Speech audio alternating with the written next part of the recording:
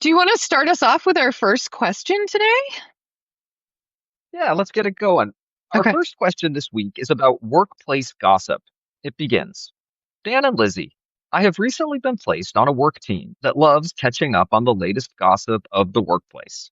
However, this gossip often turns to cutting down other coworkers, some of whom I really like. Mm. I'm not sure what is the best way to handle this, as these are people I need to form a good relationship with.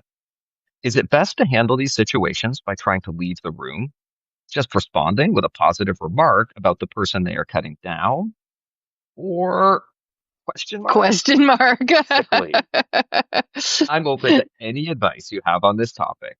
Thank you. Struggling at work.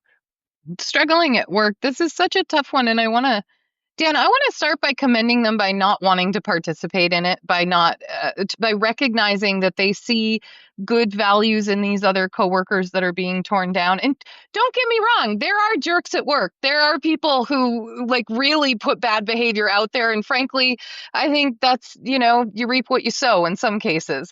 But it is so good to hear of someone saying, I'm hearing this. That's not that whole person. I see good in them too. Do I stand up for that in the moment? Do I walk away? I actually happen to think both tactics are good depending on the situation. And you just spent an entire week training our trainers. I know workplace gossip was a question y'all tackled. I'm curious, what are your thoughts? What do you talk about when it comes to the companies that you do seminars for and with? Well, the first thing I want to affirm is that Yeah. workplace gossip is a problem in the workplace. It is Yeah. a commonly identified etiquette offense, both from employers and from coworkers. It Hmm. just corrupts group cohesion and organizational capacity. So I'm right with you. I want to affirm that it's something to watch out for and be careful about. It's easy to build rapport, sharing negative news and salacious gossip, and we don't want to get seduced and drawn into that and drawn into participating in things that we wouldn't necessarily be proud of if other people heard us saying those things. Hmm. And that's the level of accountability that ultimately all of us want to be shooting for in the professional space. It's not easy. It's a tough standard. But if you really said to yourself, it's okay that I'm talking about this. This might even be important information for people to know about so that we have context and understanding about each other as full humans, Hmm. but doing it in a way that you could be accountable for it, that you could own it if the person you're talking about were to hear about what you said or about the way you were talking about them is a great way to hold yourself accountable. There is a second part of this question, though, that I think is really important, which is how do we want else is being rude if you're not the one who's doing that gossiping, but you're hearing it going on? And Yeah.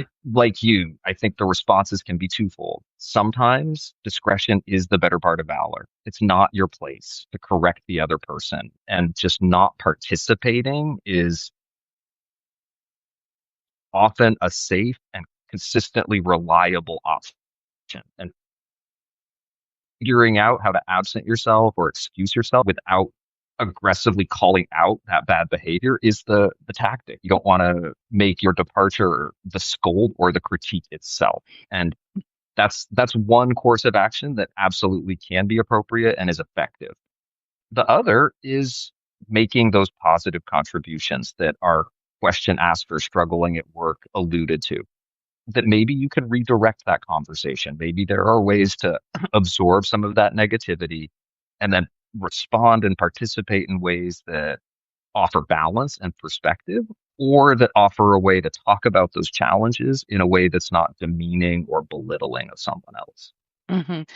Hmm. I was just thinking about that when you do offer that counter perspective to, people are saying bad things about Jim, negative things about Jim. I don't know. Jim really helped me out on that report last week. I've got to say, I think there's that version of it. And then I think there's a version that can sometimes sound very pointedly like you're saying the good thing to balance the bad things. You know what I mean?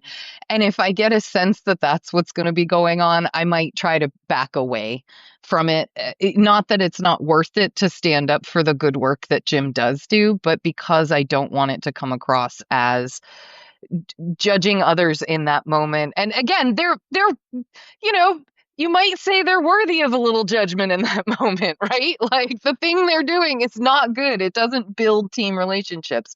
It might release a valve. Some people try to exercise venting in a way like that, but I think you can vent without putting other people down.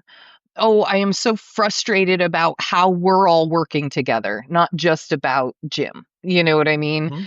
That can be a way to help alleviate the pressure that builds up when you're frustrated about something without attacking a singular person about it. There's a question of style that often Yeah. comes up. Some people just don't think of themselves as accountable to someone else if that other Yeah. person isn't a part of the conversation. Yeah. And some people don't share the perspective that I shared earlier in this question, that I shouldn't talk about someone in a way that they couldn't hear. They're not here. They're not listening. I should be able to talk any way I want about that person. It might be true if you have a reasonable expectation of privacy. The difficulty when we're talking about professional relationships is that those reasonable expectations of privacy get stressed and strained, that it's hard to control how someone else responds or thinks about or reports on or talks about something that you have said to them or something that you have done. And reminding yourself about that level of accountability, if it's not something that you're used to, or not something that you're used to thinking about, even Hmm. as something that could potentially cause harm or hurt someone else. It's why I like to really map out that line of consequences. If you can imagine that person listening and how they would feel, it can help make that a more real or more identifiable outcome of the behavior. I And I like the hope. fact that it adds accountability to it. That it's like, this is, I would say this behind your back. I would say this to your face. I would, and not like in a tough way, not in like a, oh, I'd say it to his face. Like, I'm so brave. No, no, no, no, no. It's, no, I figured out the tactful way to address the issue where I'd be comfortable identifying it to the person who's being problematic, you know? And I don't want to promote this, but Yeah. there is a quality, you might call it a velvet hammer, that when people are really I like that. careful about how they talk about other people, all of a sudden the weight of your words starts Hmm. to, in some ways, it grows. Yeah. The type of critique that you offer carries real significance for people because they know you're measured in how you talk about Yeah. people and about their work and about internal disappointment or frustration, some of those things that you're talking about being valid and legitimate. If people can recognize that you moderate how you express that, they'll start to listen for what is your version of displeasure, frustration, anger, and But it's your tactful still version of it. Yeah. still get communicated without necessarily exposing yourself and while maintaining a high road. Hmm. Dan, I know we've got to hop off and get to the rest of the show, but it has been so much fun hanging out on camera with you for a bit and with some of our audience. Sandy, Chris, thank you so much for joining us. Chris was listening to the show when this popped up in his inbox. Aw, I know. Anyway, we try to do these as hearts often right as back. we can. You can push the little heart button. You can push the little heart I was saying button. sometimes they have the action, but Are I guess my yours doing reactions it? They aren't might turned not be on. doing it. Yeah. No. Anyway, y'all, please check out the full show on Monday. We are so excited to be doing these lives. Thanks so much for watching. Take care.